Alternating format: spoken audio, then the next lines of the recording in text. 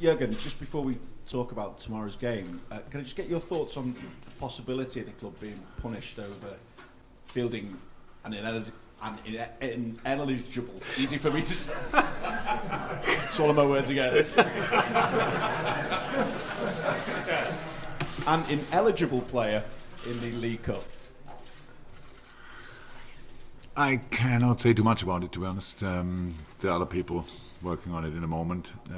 What I can say, if it was our fault alone, then probably we need to get punished for it. No, it didn't happen on purpose or whatever. But my only real concern is the player, to be 100% honest, because he had already the problem, Pedro, that he couldn't play for half a year last year in Spain.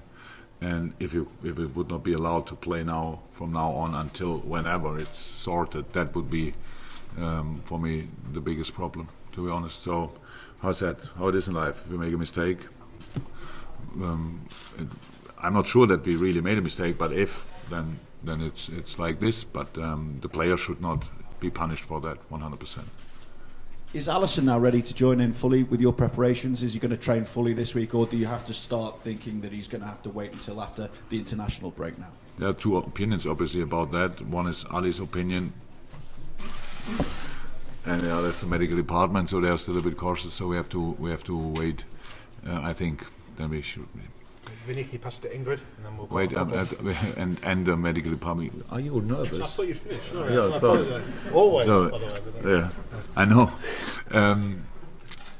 So we have to see. He's really. The training he's doing looks really well, but it was a serious injury, and we don't want to take any risk. That's how it is. So for tonight, anyway, no chance because he didn't train now so far with the team. And then we have to see for Leicester, and I think then the United game probably 100%, but that we will see. Finished, yeah. Yes. Superb. Ingrid. Yeah. Tomorrow, one of the boys who might be playing for Salzburg is a 19-year-old who scored a hat-trick in his debut in the Champions League. What are your thoughts on Erling Braut Haaland? Yeah. Norway has good footballers, obviously, and yeah, wonderful player, to be honest. Very young, very confident, very quick, very looks on the pitch at least clear-minded, focused, proper threat. So looks like a decent player and is in a perfect place in the moment, I would say. So it's really important for a boy in that age group that you can play as often as possible on the highest possible level, and prepare yourself for the next challenges in life, and that's what he's doing obviously in the moment. So he's not the only threat, unfortunately, from Salzburg, but he's a proper one, and that's it. So congratulations. So the future of Norwegian football is safe. Okay, so we have the next three questions. Gentleman there, and then a gentleman at the back for the microphones. Okay, yes. Yeah, I'm sorry, Jurgen, another Norwegian question, but have you laid a plan for stopping a player who scored a hat-trick in the last game? How did you approach looking at his game, and how are you going to stop him tomorrow? Yes, and you have to watch the game tomorrow to see it. You have Sadio Mane and Keita, who's been in Salzburg. Can you say something? And you know Leipzig, of course, with the same owners. Can you say something about the way they are developing young players there? They seem to be quite good at that.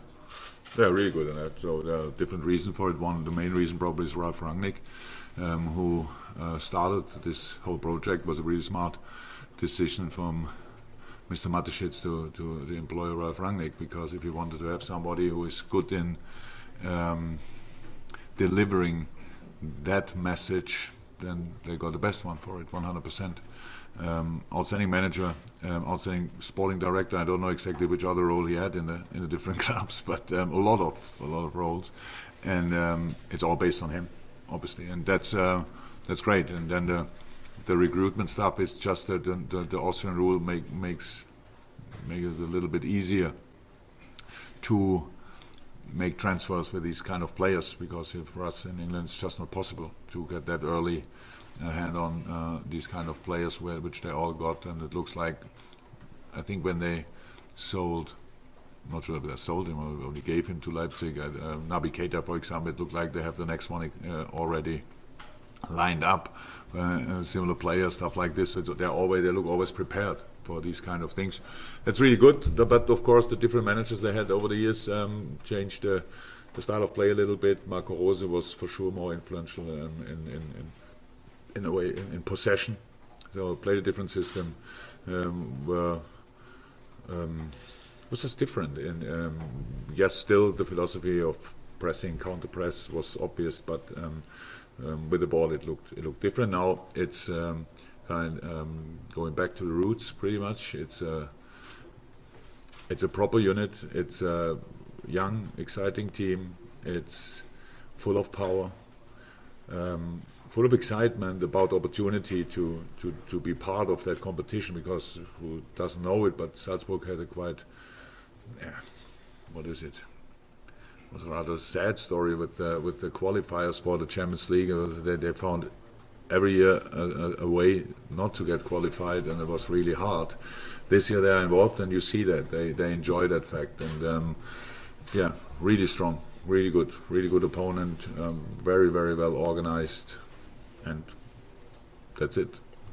Dom, could you do us a favour? Could you pass the microphone to the guy from Austrian television? There we go. Bit of exercise here. Thank you, Dom. There we go. Maybe we can do 2 questions and 2 answers in German. Herr Klopp, wie groß ist Ihr Respekt vor Salzburg? How much respect do you have for Salzburg after this first match against Genk in the European Cup? And what is the pressure on your team after the defeat in Naples? Well, my respect is enormous. I mean, but I respect all other teams. Almost that we play. Has the 6-2 against Genk meant that the respect has increased? Yes, of course, because we lost 2-0 as well, didn't we? And we heard that the other score had been 6-2. Of course, this is quite some score, isn't it? And then I watched the match and it became a bit more relative because there wasn't such a massive difference. Salzburg scored 4 goals on breaks, so that's kind of how the match developed. But it's still a good game. So again, they have quality, obviously, but I did respect them before the 6-2 already. If Salzburg can be assured of one thing, then that is the fact that we respect them. We will show it with the attitude we show on the pitch tomorrow. We've always done it like that, and we're going to do exactly that tomorrow as well. The pressure on us, of course, it would be greater if we had 9 points, 9 points out of 2 matches maybe, but of course that's not something that's possible. We need to win a home match anyway, and the pressure therefore isn't much bigger, but we don't have a lot of leeway really, to be honest. We can't really wait and see, we can't wait with scoring points. We need to get points tomorrow, but the most important issue is that with all the fantastical stuff Salzburg has done so far, that tomorrow night they will have to feel that we are Liverpool, and that they are in Liverpool, that they're in Anfield. This is all additional factors. That's something we need to use as well and show on the pitch. So far I'm only talking, we need to have actions tomorrow to prove that what I'm saying is true and that we're not an easy opponent to play at all. Sorry, excuse me? Hello? You said you had 2 questions, was that? That was he had 2 questions. There we go, good. Can we pass the microphone? Sorry, can we pass the microphone to the gentleman in red, and then we'll go to the gentleman in the coat. And if there's any more questions after that, if you could catch my eye. Yes. Good morning, Mr. Klopp. After the 2-0 defeat in Naples, do you think you can still count on world-class defense in particular? Do you think Virgil van Dijk is the best defender in the world? Yeah. I think so. I'm really happy with all my other defenders I have, but yeah, probably he's the best in the world. No, he is the best in the moment. That's how it is. That was the question, right? Or did I miss anything? Yeah. Your defense, I mean, you still think you have a solid defense? Do you think still? We conceded in Napoli. Which country are you from? Italy. Sorry. So I thought so. I still think it was not a penalty. Sorry. We cannot change that anymore, and I'm not even angry about it or whatever, or disappointed about it. It's still a fact, it was not a penalty.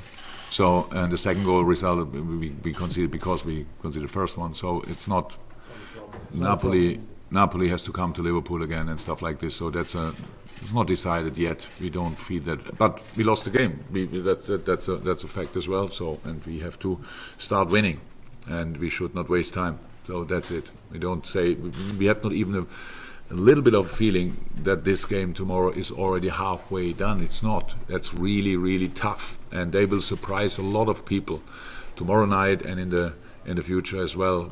The way Salzburg is playing is made for surprise bigger teams.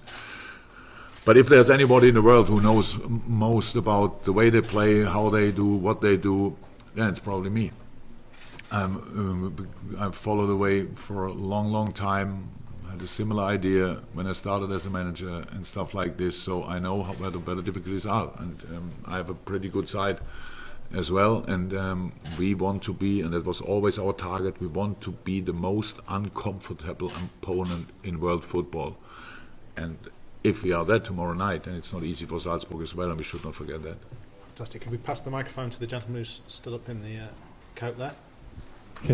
Liebe Grüße aus Wien, Martin Lang. Ich hätte auch zwei Fragen. I have two questions as well. The first one is Liverpool geht ja als Champions League Titelverteidiger. Liverpool is the holder in the Champions League of the title, of course. So suddenly you have an Austrian team here at Anfield Road that you will have to beat. Does that mean that this myth of Liverpool has changed now to some degree for you as a coach? How do you live this myth as Liverpool coach? You've kind of managed to make Liverpool even more popular. Liverpool has a lot of followers in Austria already. How do you deal with this whole thing?